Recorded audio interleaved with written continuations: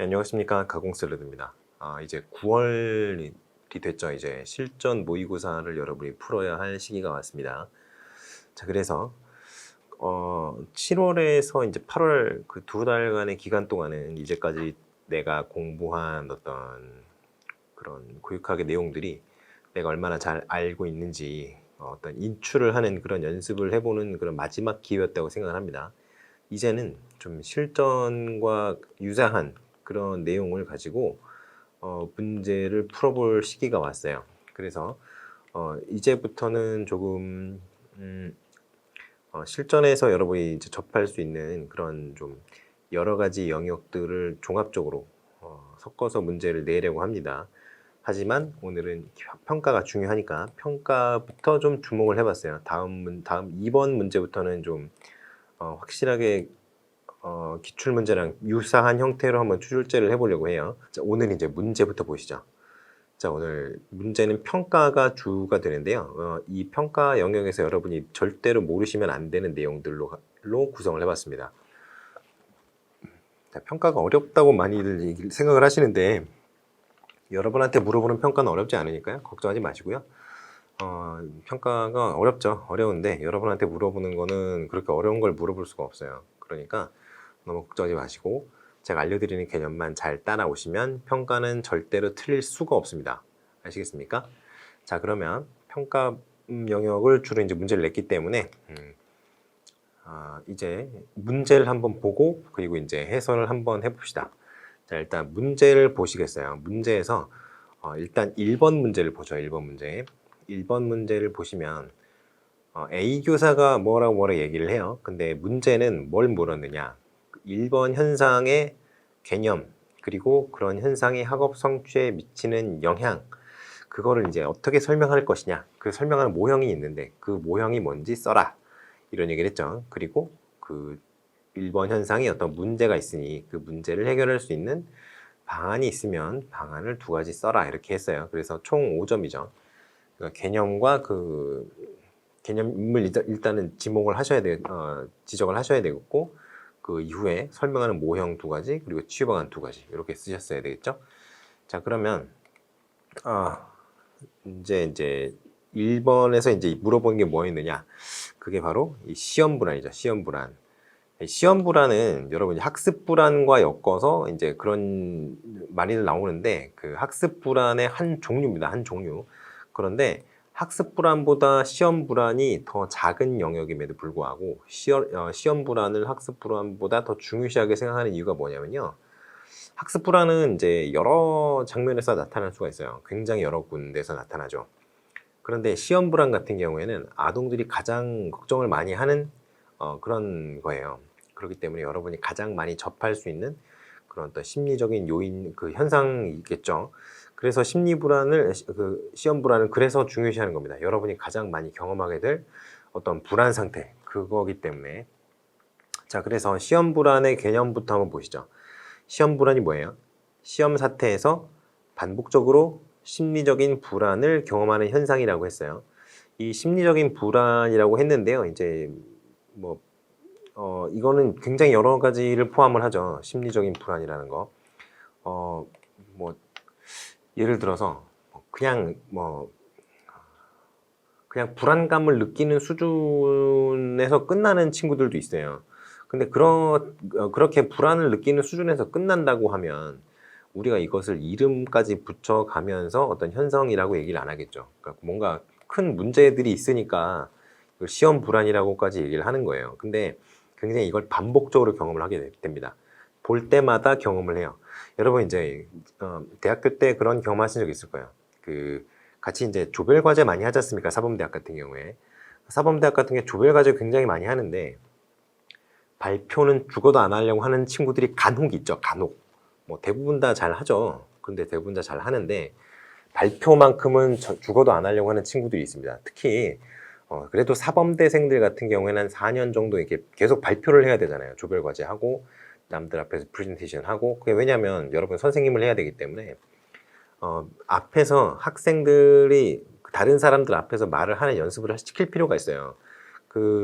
물론 이제 여러분들 이제 맨날 조별과제 시키고 발표시킨다고 욕하는 사람들도 있겠습니다만 그게 다 목적도 어느 정도 있는 겁니다. 그게 왜냐하면 여러분들은 앞에 나가서 강의를 해야 되는 입장이기 때문에 그런 프레젠테이션을 통해서 여러분의 직접 이제 여러분의 그 대중을 상대로 한 여러분의 스피치 스킬 같은 거를 좀 익힐 수 있는 그런 기회를 부여하고자 그런 식으로 이제 구성을 하시는 분들도 계세요. 그렇기 때문에 그게 뭐 완전히 100% 나쁜 것만은 아니다 이런 생각을 할 수가 있을 것 같고요. 자, 일단 시험 불안 같은 경우에는 굉장히 여러 가지 요인들이 관련이 돼 있는데 일단은 감정적 요인이 있고요.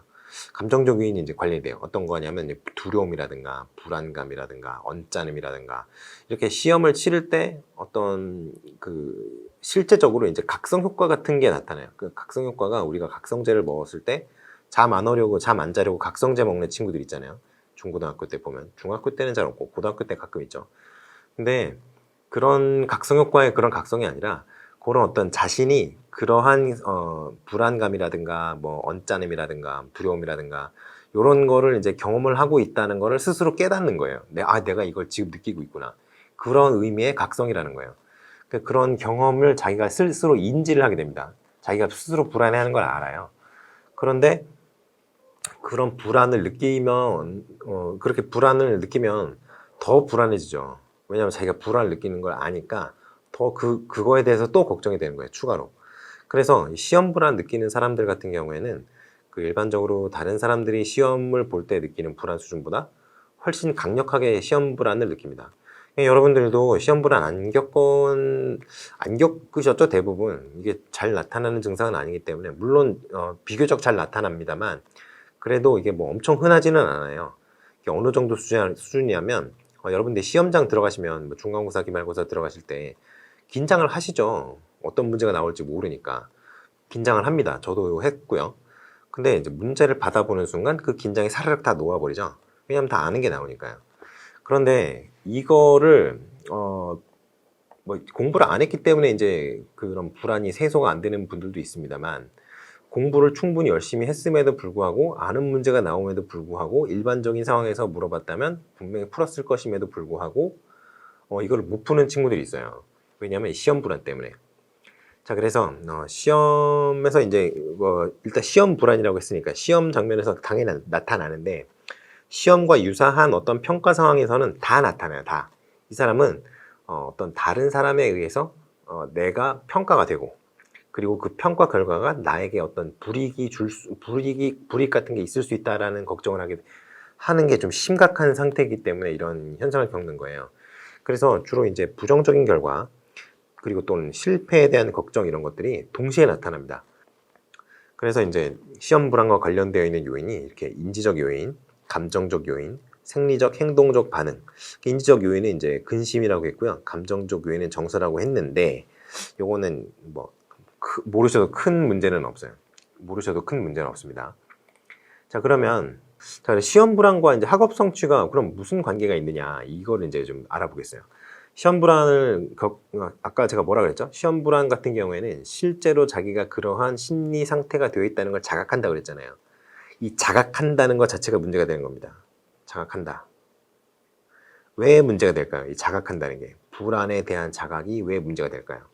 여러분 정보 처리 이론을 떠올려 보세요. 정보 처리 이론 그리고 다중 저장소 이론을 한번 생각을 해보시죠. 다중 저장소 이론 보시면 그 이론에서는 작업 기억이라고 얘기를 하죠. 단기 기억이 아니에요. 작업 기억이에요. working memory입니다. working memory. 네, 이 작업 기억이 어떠한 메모리라 그랬어요. 제가 작업 기억 같은 경우에는 단기 기억이랑 다른 점이 뭐냐면 단기 기억 같은 경우에는 이렇게 이게 외부예요. 외부에서 감각 기억, 그리고 단기 기억, 그리고 장기 기억. 이런 식으로 구성이 된다고 하죠. 이렇게 정보가 들어오고 이렇게 정보가 나가고. 그죠? 근데 이 단기 기억 같은 경우에는 외부에서 이제 감각 기관이 외부에서 정보를 받아들입니다. 그래서 여기서 일부가 여기로 넘어가요. 그리고 여기에서 일부가 또 장기 기억으로 넘어가죠. 이게 정보 처리 이론의 기본 틀이죠. 근데 이 단기 기억은 단지 감각기관을 통해서 들어온 정보가 여기로 잠깐 들어갔다가 그리고 여기로 처리 과정을 거쳐서 여기로 넘어가는 그 단계에서 정보가 잠깐 머무르는 수동적인 장소예요. 그냥 잠깐 그냥 외부에서 들어오는 대로 정보를 받아들여서 저장하고 있다가 그냥 출력해주는 그러한 단계란 말이죠. 그러한 저장소예요, 이거는. 근데 워킹 메모리 같은 경우는 어때요? 이게 작동 기억이라고 얘기하죠. 이 작동 기억 같은 경우에는 이 단기 기억이 이제 수동적인 저장소의 그냥 개념에서 끝났다면 작동 기억 같은 경우에는 실제로 정보 처리가 원활하게 그리고 아주 활발하게 능동적으로 이루어지는 공간이라고 봅니다. 그래서 이 작동 기억 같은 경우에는 단기 기억과 다른 점이 바로 이 점이에요. 사실 단기 기억이 가지고 있는 어떤 정보 저장량의 한계는 작동 기억도 거의 대부분 공유를 합니다. 뭐 시각적 기억 같은 경우에는 뭐 7 플러스 마이너스 2개 뭐 이런 거 있죠. 그리고 음향 정보는 2초 플러스 마이너스 1초. 뭐 후각 정보 뭐 이런 거 있죠. 후각 정보는 뭐 1초 플러스 마이너스 뭐 1초 뭐 이런 식으로 뭐 여러 가지가 있죠. 근데 이 작동 기억도 단기 기억의 어떤 정보 저장량의 한계는 거의 동일해요. 그러니까 이게 뭐예요? 이게 작동 기억의 어떤 메모리 커패시티라고 하면은 기억 용량이라고 하면은 이렇게 자각을 하는 경우, 자기의 불안을 자각을 하는 경우 어떻게 돼요? 이렇게 여기가 불안이라는 생각에 대한 자각이 여기를 차지하고 있겠죠. 그렇죠? 그러니까 인지 저장 공간이 이렇게 인지 저장 공간이 아니라 그 인지 용량이 이렇게 잠식되잖아요. 불안에 의해서. 그래서 이 다중 저장소 이론이라든가 그리고 인지 부하 이론 이런 데서 보면은 이렇게 뭔가가 어떤 인지 용량을 차지하면 차지할수록 여기 또 차지한다고 봐요. 그러면 나머지 요 공간을 가지고 인지 처리를 해야 되는데 이게 이 용량을 넘어버리는 어떤 문제가 들어오면 인지 처리를 못한다고 하잖아요. 인지 부하 이론에서는 효율이 떨어진다고 얘기를 하잖아요. 그러면 이렇게 자각하는 게 있으면 좋겠어요? 안 좋겠어요? 안 좋죠. 그리고 이 불안을 느끼고 있다는 것 자체가 내가 불안을 느끼고 있구나라고 자각하기 전부터 이미 용량을 차지하고 있다는 거예요. 그러면 이게 없을 때 생각해 보세요. 요만한 부하만 있으면 해결이 되는 문제가 만약에 이렇게 공간이 잠식해 됐다고 생각을 해보세요. 그러면 요만큼을 지금 쓸 수가 없잖아요. 그러니까 이거 문제를 해결하는 속도가 엄청나게 느려지는 거예요. 그러면 학업 성취도가 좋겠어요? 나쁘겠어요? 안 좋겠죠. 그럴 수밖에 없습니다. 왜냐하면 인지 용량을 차지를 해버리니까 어떤 쓸데없는 생각이. 그래서 이러한 어떤 그 시험 불안이 학업 성취를 낮추는데 주요한 원인이 되는 친구들이 있어요. 왜냐하면 그 불안 수준이 너무 크니까. 아시겠죠? 그래서 일반적으로 학습 과제가 딱 주어지잖아요. 그럼 여러분 어땠어요? 기뻤나요? 아니면 슬펐나요? 뭐 어땠나요? 아무튼 뭔가의 감정을 느꼈을 거예요. 좀 귀찮았다 이런 것도 느낄 수 있고요. 근데 학습 과제를 주면 이렇게 분노하는 친구들이 있습니다. 분노를 보이는 친구가 있고요. 그리고 딱 보면 받고 나서 쓱 문제를 한번 스캔을 하고 나서 이 정도는 난 풀 수 있어. 뭘 이런 걸 문제를 내지? 하고 으쓱으쓱 되는 친구들도 있었을 거고요. 그리고 죄책감을 느끼는 친구들도 있죠. 풀어야 하는데 못 푼 거예요. 그거에 대해서 굉장히 죄책감을 느끼는 그런 친구들이 있어요. 엄마가 이제 학업 관리를 다 해주시는 그런 분들 같은 경우 이런 거 있죠. 엄마에 대한 죄책감 뭐 이런 거 있죠. 그리고 이제 과제에 대한 죄책감도 당연히 있습니다. 선생님이 열심히 가르쳐줘서 내가 익히고 어떤 공부를 해가지고 이걸 풀어야 되는데 이걸 못 풀었다. 그럼 스스로 그냥 다른 사람들한테는 얘기 안 해도 왠지 자기한테 이제 죄책감을 느끼는 그런 것들도 있어요. 그런데 그 중에서 시험 불안과 가장 관계가 깊은 것들은 요거예요. 바로 자신의 능력에 대한 어떤 지각. 그러니까 자기 객관화가 잘 되어 있는 친구들일수록 시험 불안에서 자유로울까요? 자유롭지 않을까요?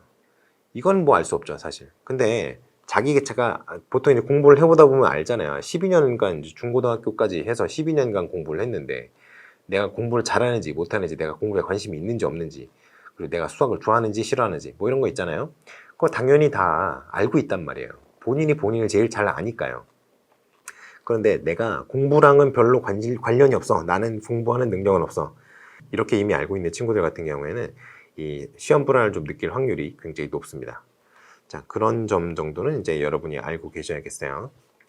이 시험 불안 현상을 설명하는 모형 두 가지를 설명하라 그랬어요. 자, 모형이 제가 두 가지 있다 그랬는데 뭐가 있을까요?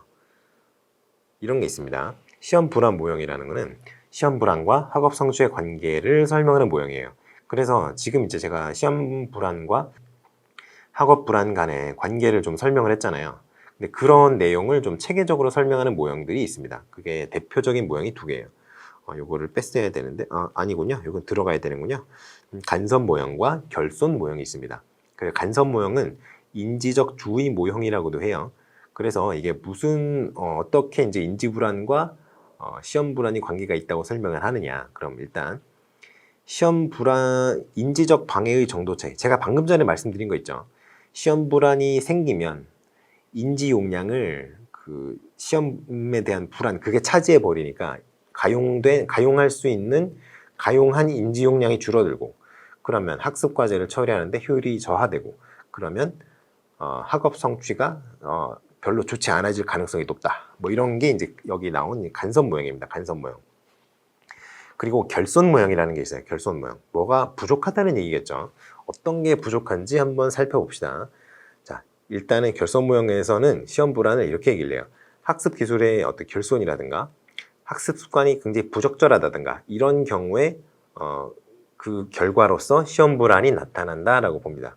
그래서 이게 공부 안 한 친구들한테 나타난다는 얘기예요. 결국에는 쉽게 말하면 물론 이제 그렇게 쓰면 안 되겠죠. 지금 여러분께 이제 이해를 쉽게 하기 위해서, 이해를 좀 더 원활하게 하기 위해서 제가 좀 저렴한 표현으로 공부 안 한 친구들 이렇게 얘기를 했지만, 그렇게 얘기하시면 안 되고요. 학습 기술이 결손되어 있거나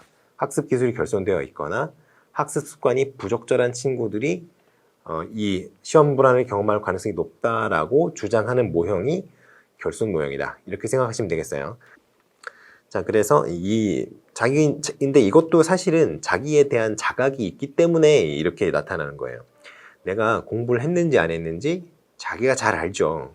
그러니까 불안한 거예요. 왜냐면 내가 상상하기에 내가 분명히 시험 못 볼 거라고 생각이 들거든요.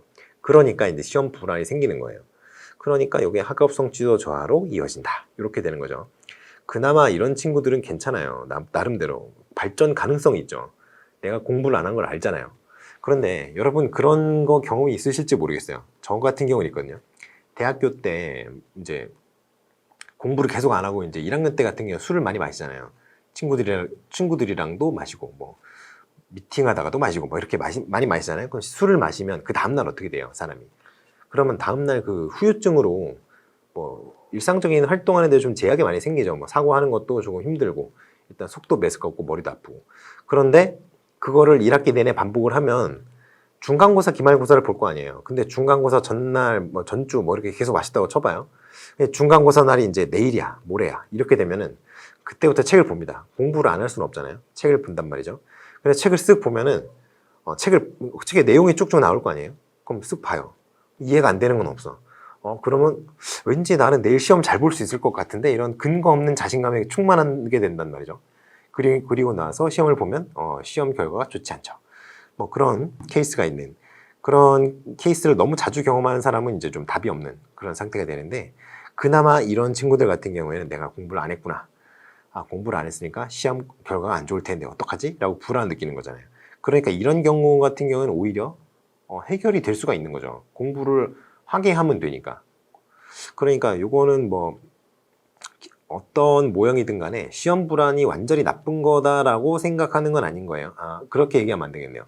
그렇게 얘기하는 것보다는 시험 불안이 뭐 해결할 수 없는 문제다. 이렇게 그렇게 이제 해석하는 모델은 아니고, 그냥 단지 시험 불안이 어떤 현상이고, 요게 이제 어떤 이유로 나타난다. 이렇게 주장하는 그런 모형이라고 생각하시면 돼요. 그러면 여기까지 봤으면 1-3번이라고 하는 게 좋겠죠. 여기 뭘 물어봤죠, 제가? 치유 방안을 물어봤죠. 어떻게 해소를 해줘야 될 거 아니에요. 그런 시험 불안이라는 게 이제 안 좋으니까. 그래서 이제 해소 방안이 이제 이렇게 나옵니다. 대체로 이제 고전적 조건화 기법을 사용해요. 대체로라는 말도 있고요. 고전적 조건화라는 것도 있어요. 이게 왜 그런지 한번 살펴봅시다. 일단 시험 보면은 여러분이 한 학기가 총 이제 4달 정도라고 생각을 해봅시다. 여름방학 이렇게 있고, 여기 여기 가을 학기 듣고 겨울방학 이렇게 있고, 그죠? 요 사이클로 여러분이 살아오시고 계시죠?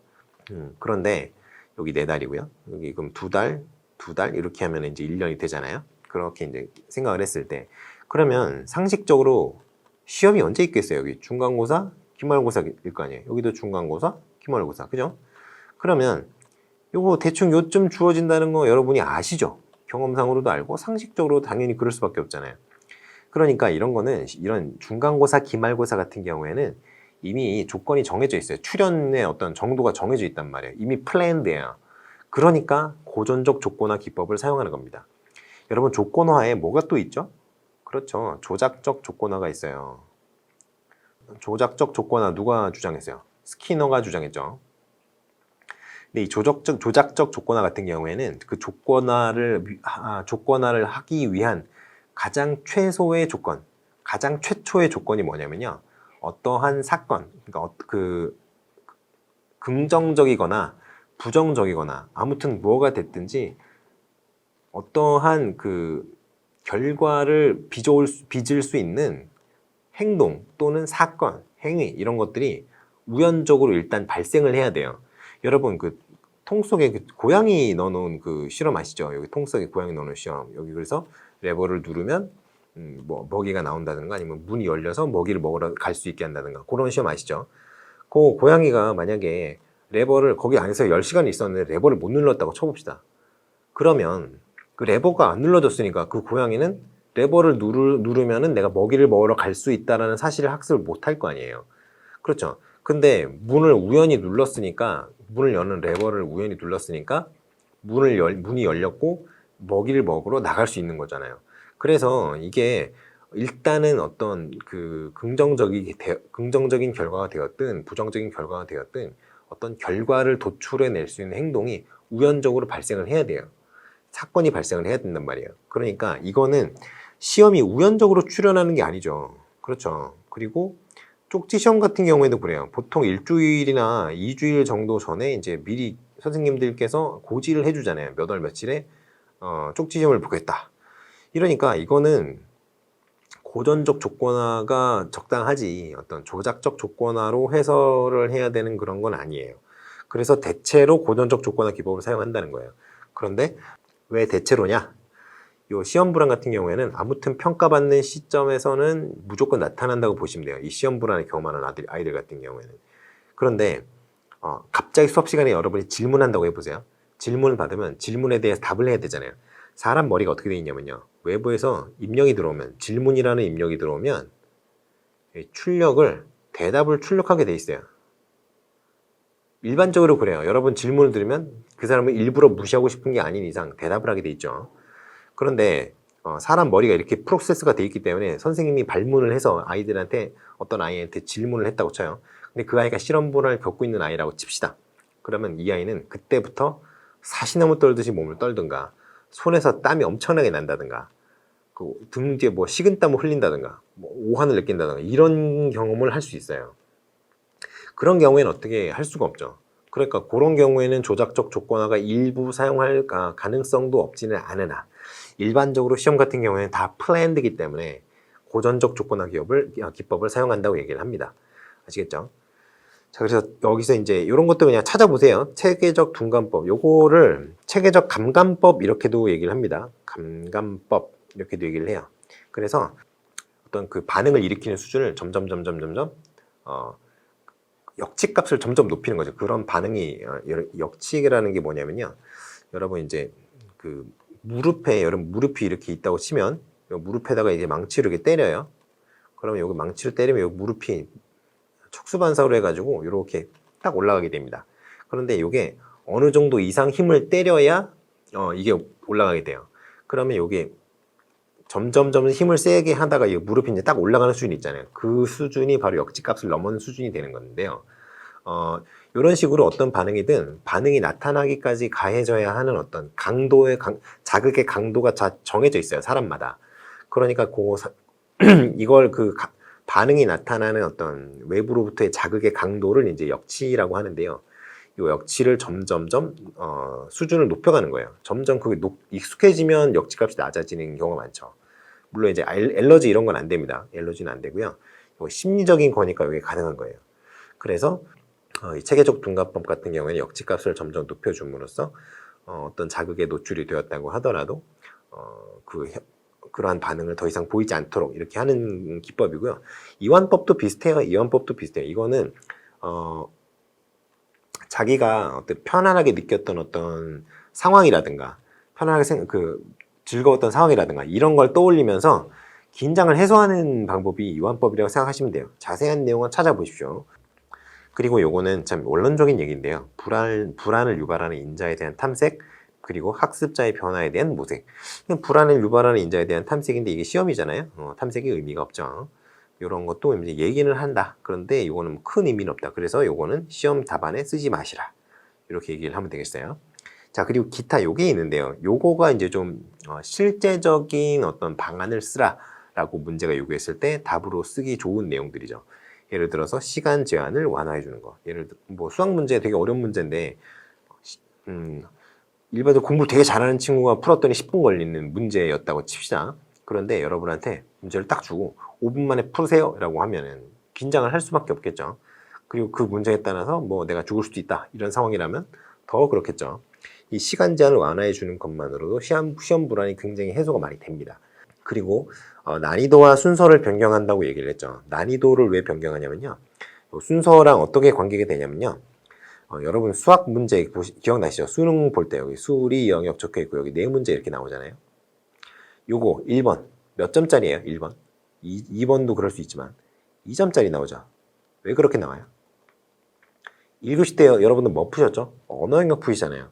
그런데 언어 영역 풀다가 갑자기 수학 문제 풀라 그러면 잘 풀려요?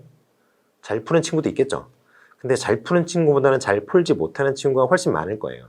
왜냐하면 사고 방식이 언어 영역에 적응이 되어 있는 상태이기 때문에 이제 수리 영역을 풀기 위해서 점점 예열을 시켜야 되는 거죠. 그래서 그런 얘기 많이 하잖아요. 그 쉬는 시간에 그 문제 풀어보라고 다음 시간 시험 볼 문제. 그게 바로 이 머리를 적응시키는 과정 때문에 그래요. 사고방식의 어떤 방향을 전환시키기 위한 예비 작업이죠. 사전 작업이죠. 근데 그걸 안 할 친구들이 많잖아요. 해주면 좋은데 안 할 친구들이 많은 거를 평가원에서는 알고 있죠. 그러니까 2점짜리 여기다 넣는 거예요. 이런 거 풀어보면서 수학이라는 거에 대한 어떤 감각을 다시 일깨워 줄 수 있도록. 그래서 앞에 거는 쉽고 점수가 낮은 거 배치를 하고 뒤에 거 이제 뭐 30번까지가 문제라고 하면 28번, 29번 이런 거 엄청 이제 어려운 문제를 낼 수가 있죠. 그런 식으로 배치를 하는 겁니다. 자, 그래서 이렇게 이제 시험 문제 배치를 이렇게 하면은 이제 시험 불안을 많이 완화시킬 수가 있죠. 왜냐하면 잘 풀리니까 그 전보다. 그리고 이제 이런 것도 있습니다. 사회적인 비교. 그러니까 시험 점수를 공개하는 거를 이제 안 하는 거예요. 이게 예전 같은 경우에는 이랬죠. 그 중간고사, 기말고사를 보잖아요.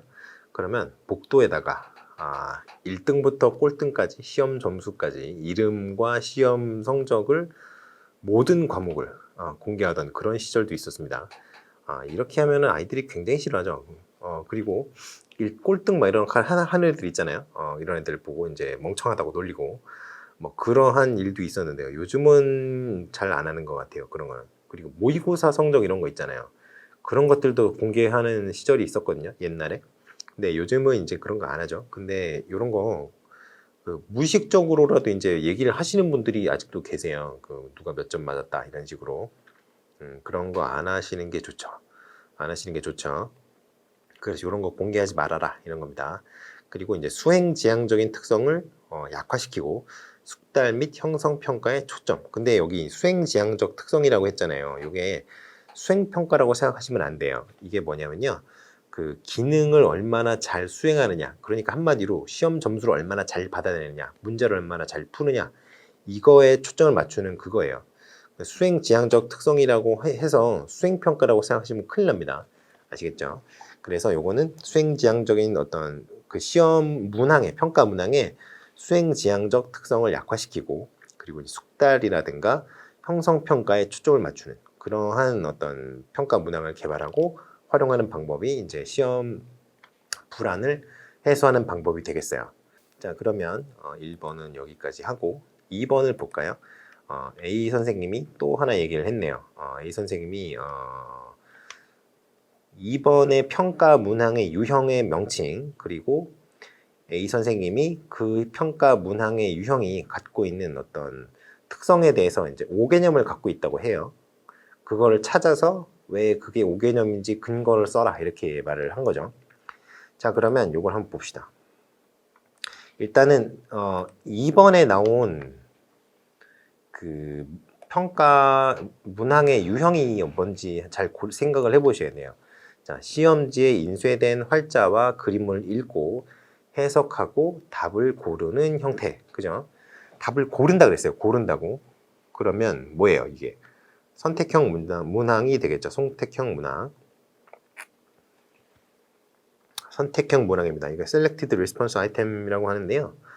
이 선택형 문항이에요. 근데 이거를 만약에 선택형 문항이라고 안 쓰시고 요거를 이제 객관식이라고 쓰신 분이 있을 수 있어요.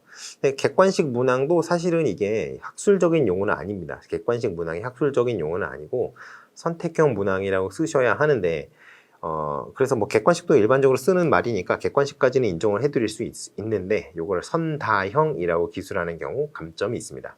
선다형이라고 하는 경우 왜 감점일까요? 네, 선택형에는 선다형만 있는 게 아니죠. 자, 그래서 선택형 문제가 어떤 종류가 있는지 간단하게 한번 짚고 넘어가 볼게요. 선택형 문제에는 TF question이라고 하죠. 그 True False question이라고 해서 진위형 문제가 있습니다. 이게 맞느냐 틀리냐. 그러니까 이거는 맞을 확률이 2분의 1이죠. 이게 추측도가 2분의 1이라는 얘기예요. 그래서 선택형 문항이 있습니다. 그리고 연결형 문항이 있죠. 연결형 문항. 이게 뭐냐면요. A, B, C, D 이렇게 있으면 기억, 니은, 디귿, 리을, 밈, 비읍 요거 연결하는 거 이렇게 하는 건데요. 요거는 출제하는 어떤 원칙이 있어요. A의 첫 번째 왼쪽 영역에서 오른쪽 영역으로 우리가 이제 선택을 하는 식으로 많이 출제를 하잖아요. 그러면 이게 1대1로 매칭이 되면 안 됩니다. 원래는 1대1로 매칭되는 형태의 연결형 문항을 풀어보신 적이 있을 텐데요. 그렇게 원래는 내면 안 돼요. 이거 원칙은 출발하는 세트 있잖아요. 출발하는 그 개념의 세트에서 도착하는 개념의 세트로 갈 때 요 도착하는 개념의 세트가 출발하는 개념의 세트에 곱하기 1.5 그러니까 50% 더 많아야 돼요. 원래 이게 출제하는 어떤 기본 원리입니다. 그런데 요거 뭐 안 지키시는 분들 많이 있죠. 근데 아무튼 요렇게 연결하는 게 연결형 문항이에요. 그리고 이제 우리가 많이 접한 선다형 문제가 있어요. 일단은 진위형 문제 같은 경우는 이제 true false question이라고 많이 하고요. 그리고 연결형 같은 경우는 matching form 이렇게 얘기 많이 합니다. matching questions 이렇게 얘기를 해요. 매칭한다는 거죠. 매칭. 그리고 선다형이 이제 multiple choice question 이렇게 많이 하죠. multiple choice form이라고도 하고요. 그런데 이게 여러 가지 이게 답지가 이렇게 있죠. 1번, 2번, 3번, 4번, 뭐 요즘에는 이제 오지선다가 많이 있으니까요. 오지선다 이렇게 돼 있는데 요게 추측도가 20%죠. 20% 오지선다형 같은 경우에는 그리고 사지선다형 같은 경우에는 25%가 추측도예요. 그러니까 여기서 보시면 추측도가 뭐예요? 그러니까 찍어서 아무 생각 없이 그냥 찍어서 맞출 확률이 추측도예요. 아시겠죠? 그래서 선다형 같은 경우는 추측도에 영향을 받는 어떤 선택형 문제는 대부분 다 추측도에 영향을 받는 그런 형태의 문항들이죠. 그러면 요것들이 어떻게 이제 의미가 있느냐? 그러면 이제 이제 TF 퀘스천 같은 경우는 굉장히 간단하잖아요. 채점하기가 이게 맞느냐, 틀리냐, 기냐, 아니냐 이렇게만 판단하는 거니까 문제 출제도 굉장히 쉽고요. 그리고 다수의 문제를 낼 수 있습니다. 이렇게 다음 개념이 맞는지 쓰시오. 뭐 A는 B다라고 써야 이제 맞는 건데 A는 B 다시다 이렇게 살짝 틀리게 써 있어요. 그러면 그게 틀린 거잖아요. 그러면 이제 false 쓰면 오케이 맞췄어 이렇게 되는 거니까 굉장히 채점이 쉬워요. 그리고 많은 문항을 낼 수 있어요. 문항은 제작이 쉬우니까. 그런데 추측도가 가장 크다는 단점이 일단 있고요.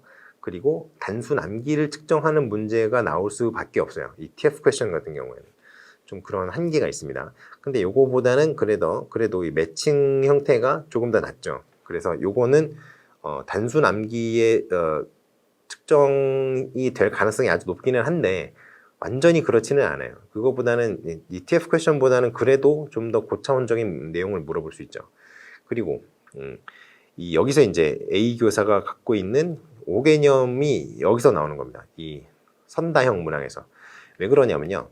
A 교사는 선택형 문항이 어떻다고 얘기를 했어요. 이러한 유형의 평가는 학생들의 고차원적 사고 능력을 측정할 수는 없고, 일단은 고차원적인 사고 능력을 측정할 수 없대요. 이 선택형 문항이. 글쎄요. 요거는 그렇다고 치더라도 요거는 아니죠. 그래서 측정할 수는 없고, 그리고 결국에는 단순 암기 능력에 비교가 될 수 있을 뿐이다 라고 얘기를 하는데요. 이게 틀린 겁니다. 이렇게 생각하시면 큰일 나죠. 왜 그러냐면 선택형 문항은 단순 암기 능력만을 측정하는 게 아니에요. 선택형 문항을 만드는 게 굉장히 어렵습니다. 왜 어려운지 아세요? 여기 선택지라고 했잖아요. 여기 선택지.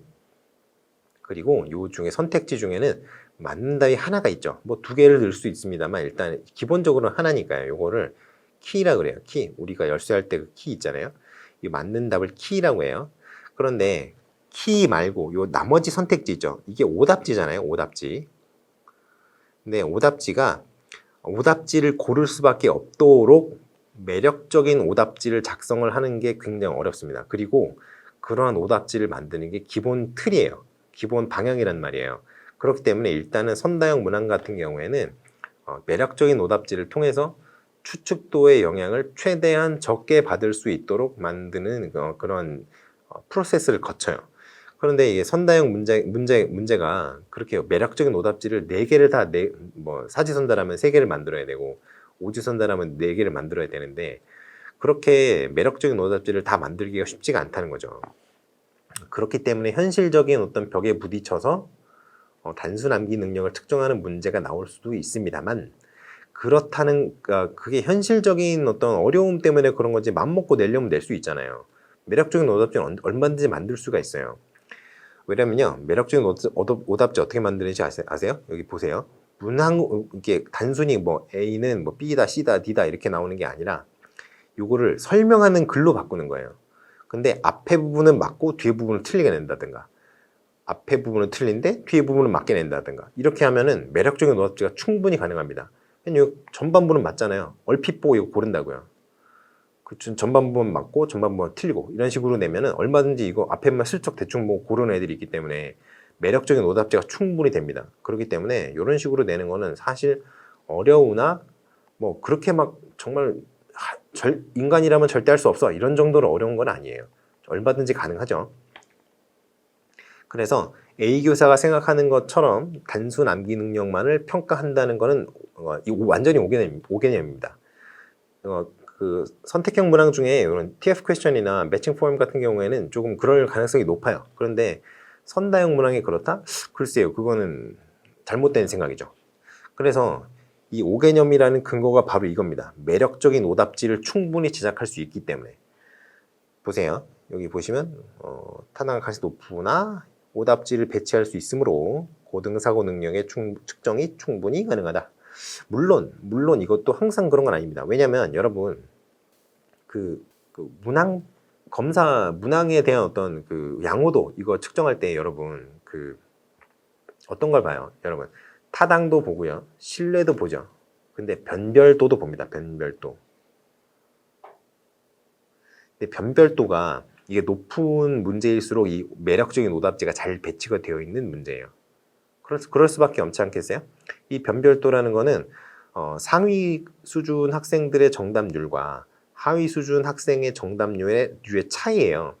일반적으로 이게 고전 검사 이론에서는 이렇게 하죠. 물론 이제 문항 반응 이론에서는 이렇게 문항 반응 곡선의 어떤 변곡점, 여기서의 기울기, 요거를 이제 변별도라고 정의를 합니다만, 고전 검사 이론만 가지고 얘기를 해봅시다. 고전 검사 이론에서는 상위 학습자의 정답률 빼기 하위 학습자의 정답률이에요. 근데 이걸 매력적인 오답지를 너무 잘 만드는 바람에 공부를 잘하는 아이들이 전부 그 매력적인 오답지를 고를 수 있는 확률이 낮지만 있긴 있을 거 아니에요. 뭐 인류 역사상 통틀어서 한 번도 없을까요? 뭐 그렇지는 않을 거 아니에요. 그러니까 그러한 경우가 있기 때문에 이게 뭐라 그래야 되나, 매력적인 오답지를 배치를 했다고 해서 고등사고 능력의 측정이 무조건 충분하게 가능하다라고 얘기하는 건 좀 어폐가 있어요. 그러나 그러나 일반적으로는 오답지를 잘 만들어서 배치를 한다면 고등사고 능력의 측정이 가능하다는 거예요. 왜냐하면 공부를 어느 정도 하는 친구들이 피해갈 수 있으면서 공부를 못하는 친구들은 걸려들 수 있는 그런 정도의 아주 변별도에 강력한 영향을 줄 수 있는 매력적 오답지는 만들 수 있으니까요. 만들 수 있습니다. 그래서 요 A 교사의 개념이 이런 느낌으로 이제 오 개념이다. 그리고 그런 근거는 뭐다. 이런 식으로 얘기를 할 수가 있는 거죠. 자, 2번 문제는 해결이 됐어요. 자, 3번으로 넘어갈까요? 이제 B 선생님으로 넘어가 봅시다.